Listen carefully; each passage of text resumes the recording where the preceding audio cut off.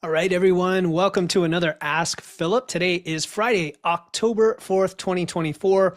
Fall is in the air. Up here in Connecticut, it is beautiful. It's in the 60s and 70s lately. So definitely trying to get outside and enjoy that. For all of you, thank you for watching this live. Please go ahead. Let me know if you're watching live or the replay, hashtag live, hashtag replay. Give a thumbs up, give a heart, whatever you desire. And if you've never seen this before, the purpose of Ask Philip is to give you a chance to ask specific nutrition, health, fitness, mindset questions that I can answer in a given context. So with specifics just for you, as opposed to a general question I might ask on a podcast, though some of these get dropped into the podcast feed as bonus episodes. So look for those usually on a Saturday. A few announcements before we get started today. As always, I'd like to share what's going on in the podcast so you guys have more sources of what I consider high quality, vetted, I'll say trustworthy information. If you trust me, hopefully you trust the information as well. Although I always encourage a skeptical eye and double checking all this stuff. So the 3 episodes this week: Monday, an episode called Carbs Aren't the Problem, where we look at the overall idea that carbs can be good or bad, or that carbs themselves are the root of all evil, so to speak, or that, the general issue with people is that they eat too many carbs. Even if healthy or physically strong people need the carbs, most people don't. All of these claims people make, and how to evaluate that information. I'm going to come back to that one in a second, but that was Monday. I think it's super helpful, and I was answering a question from a listener there.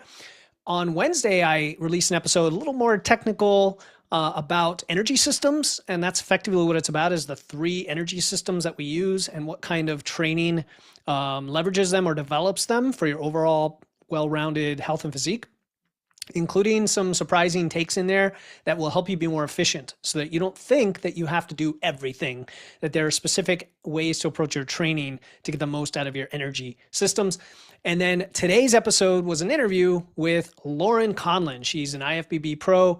She is a mental health advocate. She used to be in Bill Campbell's physique enhancement lab. And she was on the show to talk about, can you go after a physique goal, even to the level of competition and bodybuilding, or even general pop, and preserve your mental health? And if there's a disconnect, why might that be? So we do get into things like food obsession and tracking and, the whole spectrum of mental health, even disordered eating, things like that, that really is applicable to everyone. So check that out. So going back to the carbs aren't the problem thing, if you go to my YouTube channel, so I'm just showing you kind of behind the scenes here on my channel. Now, I'm not a big YouTuber. I basically record my podcasts on video, most of them, not the Wednesday ones, and then edit them and then put them on YouTube as well, to increase visibility, engagement, discovery, and all that. But if you look over here at this column at the views, you can see that the carb video and then the carb audio have way more views than recent videos, over 1,000 views. And they also have a lot of comments and a lot of hater comments, which means I've hit on something, right? And I'm like, I should do more episodes that just say carbs, and boom, that's the trigger. But I definitely want to make it substantive and deliver. But if you look at the, let's see, if I go to haven't responded, if you look at the comments, like a lot of the comments I got were on that episode. There is a ton of misinformation that people still cling to about, okay, carbs, no, carbs are the problem. People can't handle carbs. People can't eat that many carbs. Carbs are toxic. It wasn't until I cut out carbs that everything got better. And hopefully many of you who follow me, or if you're new to this Facebook group, I want to assure you, you can enjoy plenty of carbs. That is the message, is that you can. You don't have to, you can. And that's a very empowering, freeing thing for many people who've been very restrictive. What it comes down to is what works for you, which carbs work for you, how much you need, and depending on what your goals are, the type, the source, right? High fiber versus whole grains versus even refined grains. And what about the carbs in processed foods and pizza and donuts and all that, which people kind of lump into one giant category called carbs, and really it's highly nuanced. So if you want to support me and go check out the video on my YouTube channel and then add some positive comments, that would be awesome. Or reply to some of these yokels on here. But it is fun to get the conversation going, and some people are more reasonable about it and some people are just trolling. You know how it is on YouTube. Okay, So today we have, I'll call it one question asker, but it's two questions. And our question asker today is Wyatt Wallace. And Wyatt asks two questions today. The first is about protein versus carbs.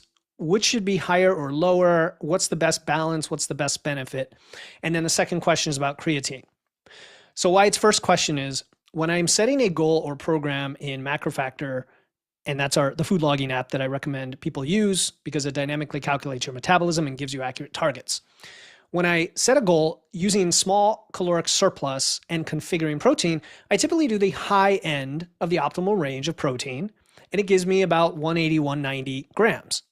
The medium range would give me 150 to 160 grams, and of course, shift those calories to carbs. Right. So what he's saying here is the fat tends to stay the same. If you kind of tweak the protein, you offset the carbs, vice versa. And it's mainly a 1-for-1 in terms of grams because both carbs and protein have roughly 4 calories per gram, except for fiber. Put that on to the side. Okay. But if you drop 10 grams of protein, you will increase 10 grams of fat. 10 grams of carbs, or roughly half that in terms of fat. So like if you wanted to give it to fat, it would be maybe 4 or 5 grams of fat. Anyway, he continues, what kind of differences can I expect in my training or my physique results by choosing medium or high protein? Either way, I'm at least allotted 250 plus grams of carbs per day. So he's saying whether the protein is medium or high, he's in a surplus. He's got lots of calories. He's at least 250 grams of carbs. So he's not like anywhere in low carb or keto territory regardless. And as well, a minimum of 150 grams protein, which is about 0.7 grams per pound of his body weight. And then he asks another question about creatine. We'll table that and address that separately. So Wyatt, let's talk. This is a really good question because I've also thought about it a lot, and given that idea with clients where, people simplify and they think it's just about macros and there are just strict formulas that we follow and that's the end of it.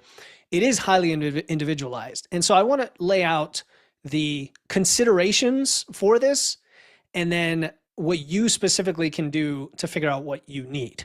Right? Because again, if you were working with me, we would look at a lot of data and biofeedback and performance information. And I'm going to ask you to do that for yourself in this process. So first, let's just talk about why you're taking protein in general. Muscle protein synthesis, right? You're building muscle, you're strength training. In this case, you are in a calorie surplus, plenty of calories. We are not talking about fat loss, people. If we're in fat loss, the protein, you want it at least the 0.7 up to maybe the 1 gram per pound. And then the fats and carbs are whatever's left. And in that case, the carbs stay pretty low. And there's very little room to offset them. In Wyatt's case, he's got a lot more calories to work with, and he's wondering if it makes a difference. It's a great question because you're trying to optimize at this point. So muscle protein synthesis, when you consume more and more protein, it increases your muscle protein synthesis, which is just the rate or the percentage of your day that your body is net building new muscle tissue versus breaking it down. That's really what we're concerned about. It's always doing both. It's just how much are you pushing the synthesis side. And if you are trying to optimize everything and you're in a calorie surplus, higher protein generally means more muscle protein synthesis.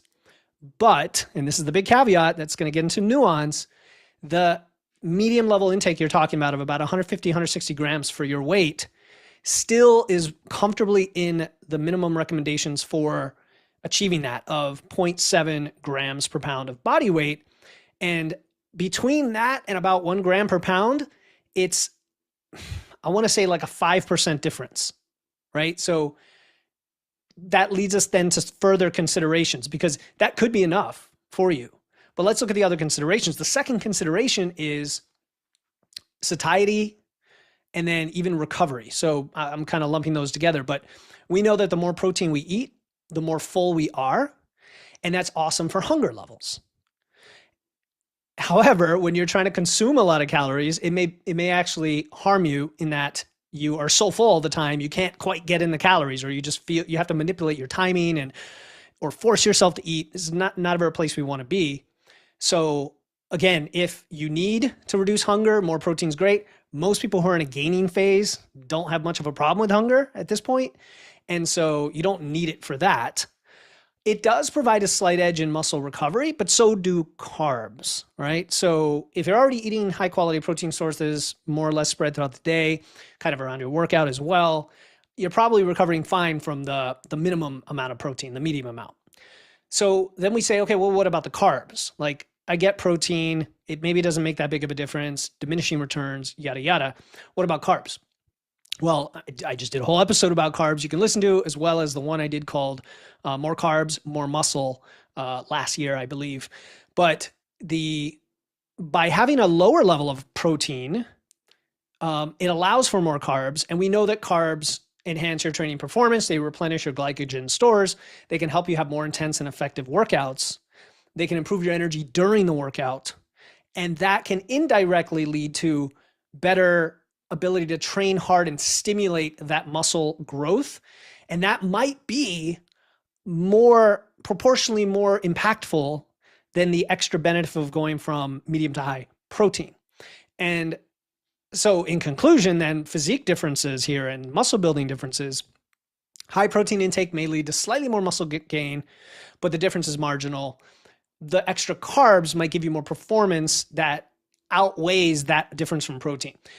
This is all may. And so really, what am I going to ask you to do, Wyatt? Test it out. At the end of the day, it comes down to testing it out, which is the point of my carb episode that got all the hate from the YouTube trolls, is testing it out by changing one variable. So what I would suggest you do, I don't know what you've been doing so far. If you've been at the 180/90, I think you have, is make a huge step change in both the protein and carbs. So drop that protein, increase the carbs by the exact same amount, by that massive, like 40, not massive, but like that 40 grams, and directly track the things you want to measure on the process-based goals, process-based outcomes. What do I mean? Not your physique, which is going to change over many months, but the recovery, the soreness, the performance, and the progression in the gym. So you probably have a good idea, Wyatt, and anybody listening, of, okay, I've been able to go up by this amount of weight over time every session, or by these many reps on these movements. When you do this step change, does that type of progression feel like it accelerates, right? It's a little bit faster, or you just feel a little peppier in the gym, and when you get out of bed the next day, you're a little bit less, beat up, things like that. You really have to track them and see. You may not notice much of a difference. You may notice a clear difference. And at the end of the day, that's what you're going to have to do. If your question was, should I even do it at all? I say, yeah, give the experiment a shot, because people think we need a lot more protein than we do, and we don't. But most people are getting far less than you need. In your case, you're in the population that I speak to who they're learning this, and they kind of understand, okay, I need to have more protein, but you don't have to jack it up so high that it limits your carbs. All right. So hopefully it answers the question of, if you need protein, you can experiment between medium, 0.7 grams per pound, or high, 1.2 grams per pound, and offset it with carbs and see what the difference is in things like performance and recovery. That's where you're going to notice it. All right. So then there was a second part to your question. You said, how much does creatine actually matter if all the other training and recovery variables are at least 80% on point? Short answer, probably 1 to 5%, if I were just to put a number on it. Longer answer is 2 parts. First, related to what you are asking about, which is performance. The second, related to the many, many, many benefits of creatine that we are discovering quite frequently in the literature that might make you rethink ever coming off of it, okay? So the performance side, we know that creatine, what it does is increases the availability of phosphocreatine in your muscles. Now, the episode I just released Wednesday about energy systems, I talked about the ATP-CP, so the adenosine triphosphate, creatine phosphate pathway, which is very important for lifters. It's very important for that maximum load, intense, squat, deadlift, whatever. And if you have creatine, it just slightly bumps that availability up, and that improves your strength and power output during that. We know that happens for sure. So then it can help you perform, the higher load and get all the reps, or perform more reps at a given weight. And now you get more training volume, and now you could potentially accelerate your growth in your performance and maybe even recover better from that. So that's the second piece is, well, I guess there's three because I should talk about muscle growth specifically. Creatine draws water into your muscle cells, and that actually can help the muscle growth as well. It is why you gain a few pounds when you first start taking creatine, and why you might look a little fuller, have that fuller appearance. And then again, with more performance comes more muscle protein synthesis and muscle growth, just like when we talked about carbs. And then recovery, it can aid in faster recovery, both between your sets and between your training sessions. Some people aren't responders. Like 20% of people aren't responders to creatine. And then there's a tiny, tiny, tiny fraction of a percent that may have some adverse like allergy to it, which is so infinitesimal, but I do know one person that had that. Other than that, from a performance perspective, I do think it's worth it just to be on it. And I'll tell you why, because it also has a lot of other potential benefits that we're learning about with no downsides. And I want to address those real quick, because even if the training benefit is minimal, I think everyone should probably take creatine, and I'm going to be taking it probably for the rest of my life. I've encouraged my wife to take it, my mother-in-law, my mom, like a whole bunch of people. So there's a whole list of things. I should probably do an entire episode, a deep dive about this. The first one is cognitive enhancement, right? Memory, intelligence. Now, this may only be in people who have low creatine to begin with because they're, say, vegetarians or vegans. But I mean, and that is a big amount of the population who also is low in protein when they're not vegetarians and vegans. And so it could help with that. Reduce mental fatigue, enhance brain function, all of that. There's neuroprotective effects. Again, this is all potential. We've seen correlations as best as I can say it.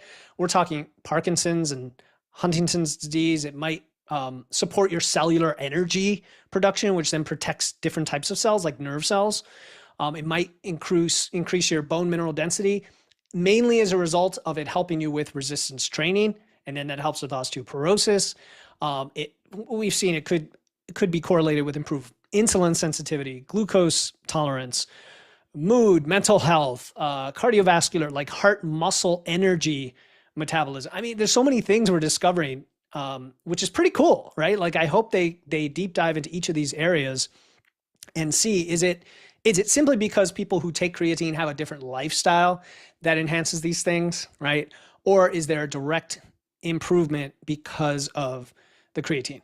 So there's a lot of things. There's antioxidant, hydration, thermal regulation. I have a whole list here. I didn't want to bore people to death, even skin health. I mean, I don't want to make any of these claims, just to say that I would take creatine. I do, not just for performance, but for a lot of other potential benefits. So those are the two questions for today. Hope you enjoyed the answers. If you did, even if you didn't, or if you have follow-ups, comment on this video, like it, love it, and let me know what you think, or ask any follow-ups. And then for the next Ask Philip, that'll be posted probably on Monday. You'll have a couple weeks to get your questions in, and I will do the next live for that. All right, everybody, have a fantastic Friday and weekend. Enjoy the fall, and I'll talk to you soon.